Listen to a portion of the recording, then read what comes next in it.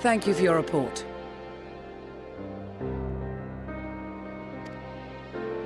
We shall inform the troops of these developments, and instruct them to proceed with the utmost caution should they encounter any survivors. Allow me to go and speak with the ones at the victor's spoils. They may be more willing to listen to a fellow Garlean and accept our offer of assistance. I pray you are right. And though I am loath to burden you any further, should there be an appropriate occasion to speak of Licinia and her sister, please do so.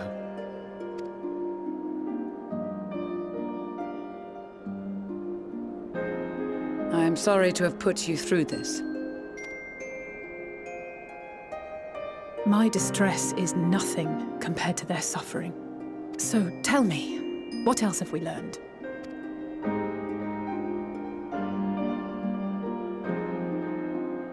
As you may have already heard, we have succeeded in curing the members of the Populares, Maxima identified. They have provided us with some intriguing insights into the current state of Garlemald.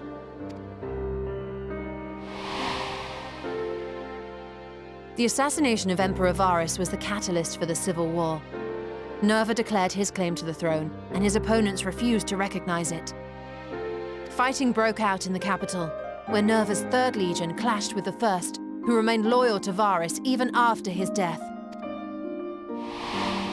Of course, even Imperial warmongers would balk at the idea of turning their shining city into a battleground. Like burning down the wood to spite the wasps. Neither side would be so mad. Unless something or someone inflamed their animosity to such an extent that they could not help but act against their better judgment.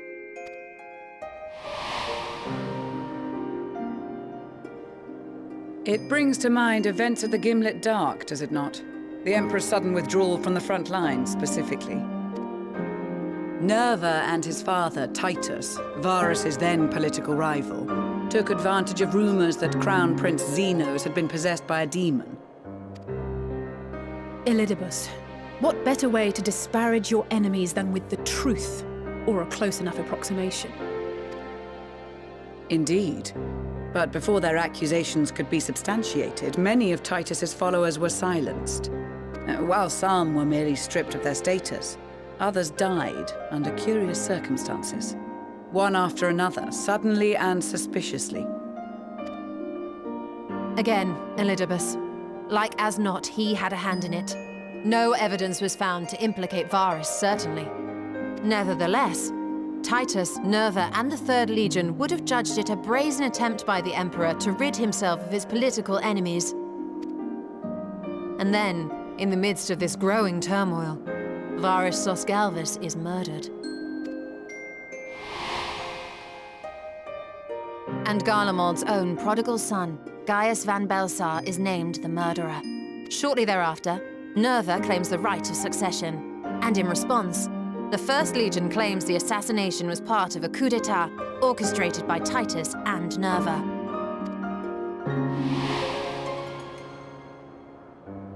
So no one is at fault, and everyone else is to blame. I should add that both parties received substantial financial backing, presumably to provide them with the means and encouragement to pursue a swift victory, and that these contributions came from the self-same benefactor. I'd heard House Brutus had been filling the 3rd Legion's coffers, but the 1st as well. It would seem so. Though the Populares determined that the 1st Legion received funds from a variety of organizations, all had connections to House Brutus. So Fandaniel, in the guise of Asahi, was playing both sides against each other the entire time. The information we gained from my friends does not end there. One night, shortly after fighting broke out, the capital was shaken by an immense tremor. From that point onward, they have no memories, no recollection of any events, including our clash on the Magna Glaciers. But when asked about the Imperial Palace and its bizarre transformation, they somehow recall Emperor Varus giving them orders in their dreams. May the Tower of Babel stand as testament to the glory of Garlemald. This sounds awfully familiar. We have something to show you all.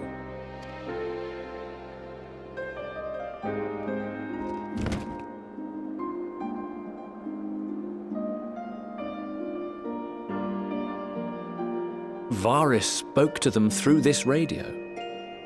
Perhaps it was a recording, but if not, that would be inexplicable.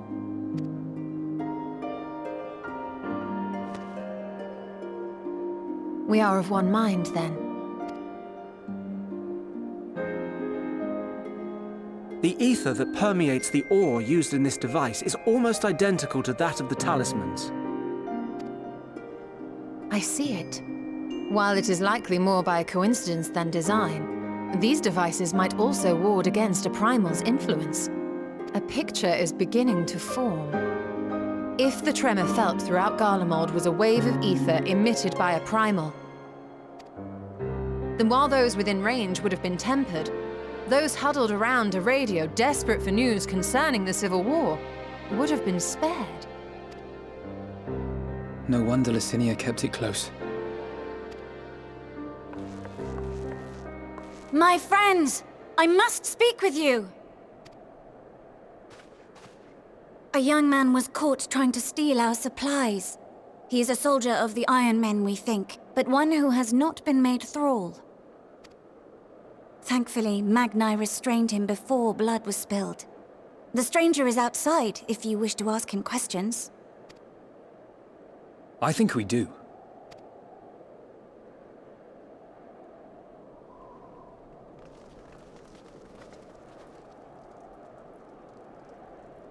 Who do we have here?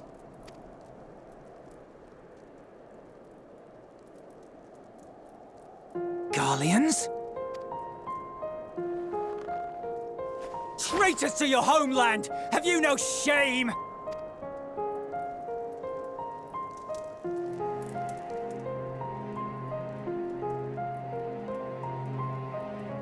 I am Lucia Junius, a Temple Knight of Ishgard.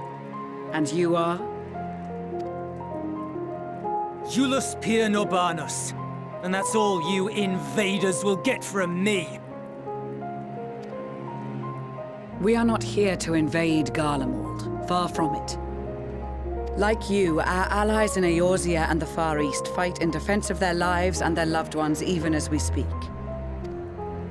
But it is the people of Garlemald who have suffered most. This we know.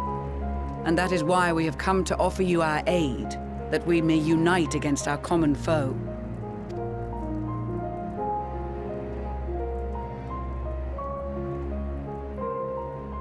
Whether you believe me or not, those are the facts. Now, answer me this. Why would a proud soldier of the Empire be reduced to stealing? The situation must be dire indeed for you to go to such lengths. If it is supplies you seek, we would gladly share ours, or turn a blind eye while you leave with your spoils. I will not negotiate. My commander will determine how to deal with you and yours. If you wish to treat with him, I will take you, but no more than 3. I don't much like the sound of that. But if we do accept his proposal, I suggest the 2 of us and...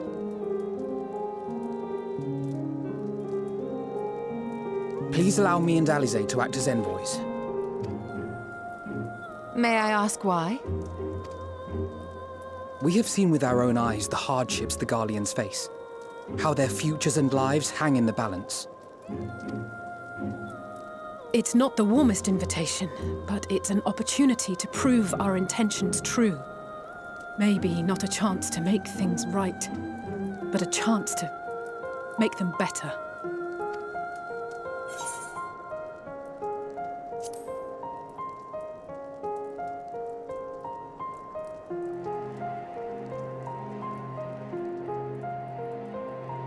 I can see that persuading you otherwise is a lost cause. but you will proceed with the utmost care.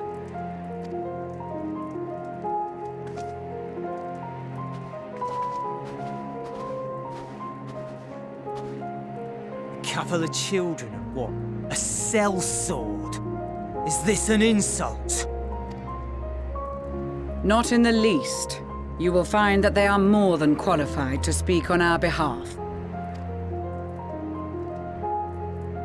There are many dangers on the road ahead. I will need that back.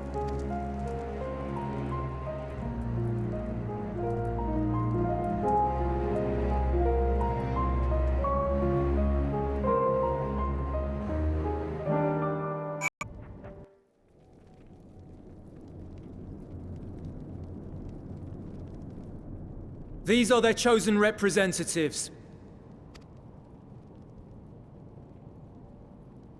Very well. Let us hear what they have to say. Yes, sir.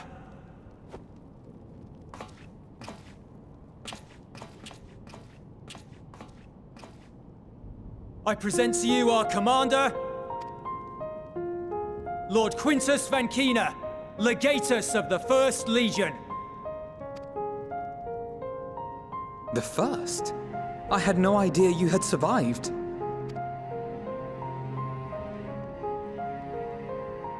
We lost our emperor, our city, more than half our troops. For my wounds, I may never take the field again. But we survived, aye. In a manner much to your liking, I dare say. We have no intention of adding to your misfortunes, nor do we bear you any ill will. Spare me. Though you children may speak in earnest, overtures of peace ever ring hollow in my ears. So long as man stands to profit from his neighbor's suffering, war is inevitable. Driven from our ancestral homeland into this blasted waste. Yet still you yearned to rob us of our paltry scraps. 'Twas only with Magitech that you learned to keep your distance. Though we knew it was only a matter of time before you regrouped and returned. Conquest and empire were our only defenses. Emperors Solus and Varus understood this, and through their campaigns saw us grow and prosper. Much blood has been spilled in Garlemald's name, aye. But if it is a choice between yours and mine, then it is hardly a choice at all. I do not deny that a great many conflicts throughout history were driven by the desire or necessity to gain by another's loss. That is not why we are here. Nor have we come to petition your aid in the war with the Telophoroi, grave though that threat may be. Our purpose is simply this. We wish to help you. Let us help you. If there is aught that can be done to ease your plight, we would be glad to do it. Perhaps you would.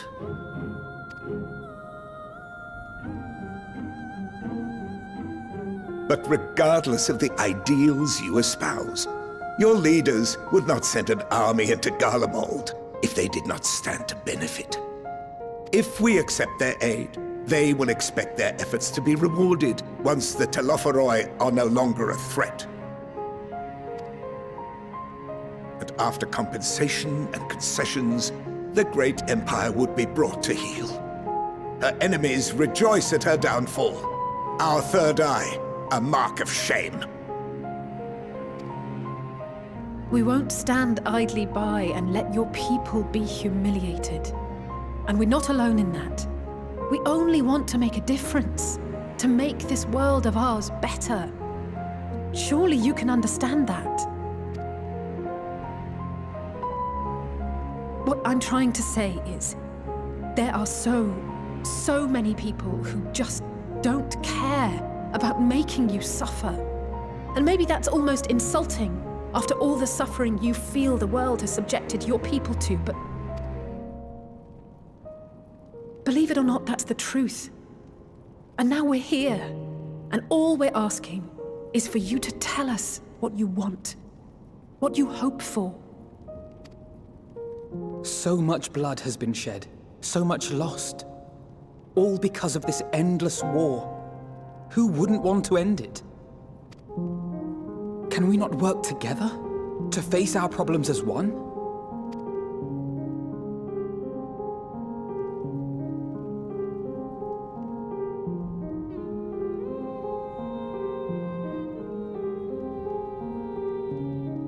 Answer me this, young peacemakers.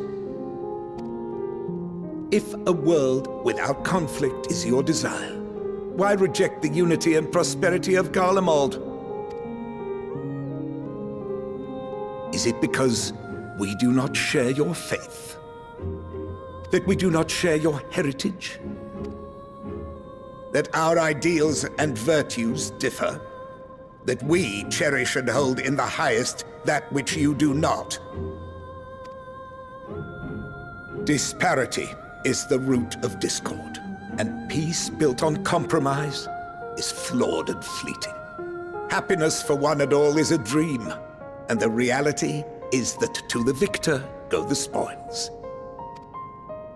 That is why we Garleans will never submit nor surrender. For freedom and for pride, we will remain true to ourselves until the bitter end. That is my hope.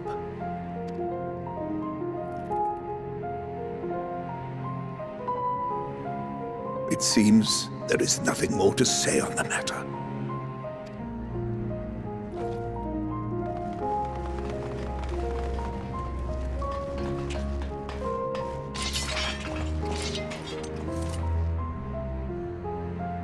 You will remain here while I decide what is to be done with you. Do not be alarmed. No harm will come to you if you cooperate.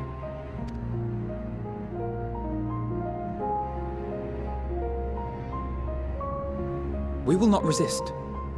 However, as your guests, I ask that we be allowed to speak with the other members of your group. As you wish. I had no intention of locking you up, as by dawn you would be frozen stiff and you're no good to me dead. You are free to move about the encampment, but there is one condition. Collar them.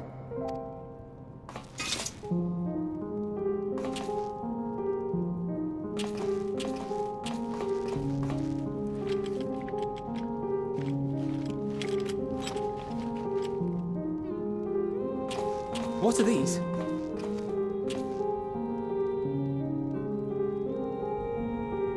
Incentive. You'll be watched at all times. Stray too far or act suspiciously, and we will administer a rather painful shock. Stop! Keep away from that one.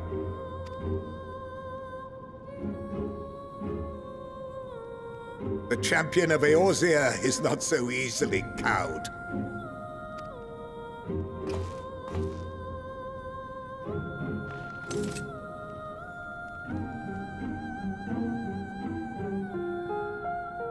Even if he allowed himself to be collared, the shock would be no more than an itch.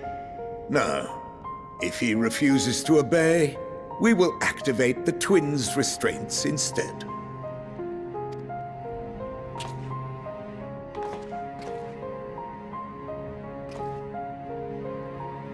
You needn't worry about us. We'll forget we're even wearing them soon enough. Even now, you still... Why go to such lengths? What is it all for?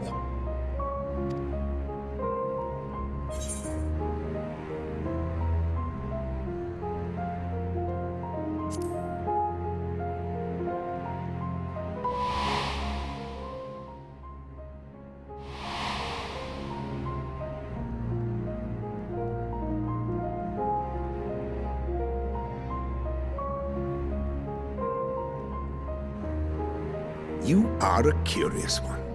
A far cry from the merciless barbarian others paint you to be. You will be their warden. Take them away. Yes, sir.